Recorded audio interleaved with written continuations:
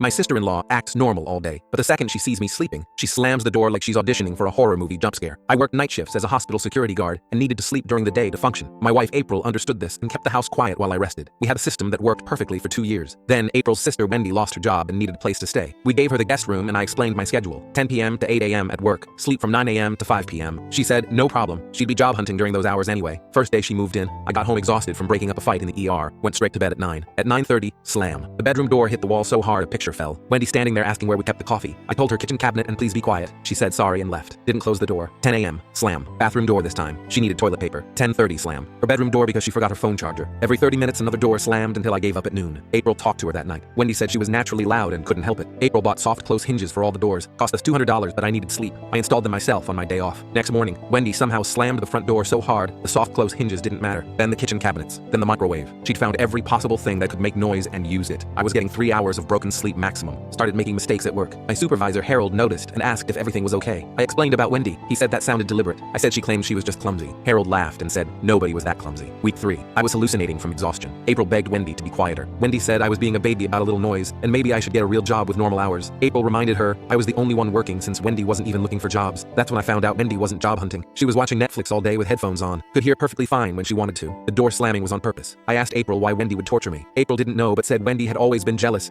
that April married someone stable while Wendy kept dating losers. Maybe this was payback for having a happy marriage. That gave me an idea. I knew Wendy's ex Ryan because he'd come to our wedding and gotten drunk, really drunk. Gave a speech about losing the love of his life to another man, even though he and Wendy had broken up 2 years before the wedding. He still commented on all her photos online. I reached out saying Wendy was staying with us and seemed sad. Ryan immediately wanted to know everything. I said she talked about him constantly and kept crying. Total lies, but Ryan bought it. He asked for our address to send her flowers. I gave it to him. He showed up instead of sending flowers. 3 a.m. on a Tuesday with a guitar, started playing love songs on our lawn. Wendy's window faced the street. She came running out screaming at him to leave. Ryan said I told him she missed him. Wendy turned to me standing on the porch and said I had no right. I said I was just being naturally helpful and couldn't help it. The cops came and gave Ryan a warning. He left, but came back the next night, this time with a boombox playing their song on repeat. Wendy called the cops herself, but Ryan was on the public sidewalk. Cops said he could stay until quiet hours at 10 p.m. He stayed until 9:59 every night for a week. Wendy couldn't sleep. She'd lay down and he'd start another song. She tried earplugs but could still hear him. Tried switching rooms, but every room faced either the street or the backyard where Ryan had started doing afternoon serenades. She begged me to make him stop. I said I'd already told him to leave, but he was just naturally loud and couldn't help it. After 2 weeks of no sleep, Wendy broke. She packed her stuff and went to stay with our parents 4 hours away. Ryan followed her there. Apparently he'd installed a tracking app on her phone years ago, and she never knew. Parents called April furious that I'd sickoed Ryan on Wendy. April said Wendy had been torturing me for weeks first. Wendy's still at parents' house. Ryan's still serenading her. She can't get a restraining order because he hasn't threatened her, just sang badly. He quit his job to dedicate himself to winning her back. Wendy tried moving to a hotel, but Ryan found her. She's gotten 3 hours of sleep a night for 2 months now, same as I did. She texts April begging for forgiveness. I tell April to respond after my nap, which I take peacefully every single day in my quiet house with my soft closed doors that work perfectly now.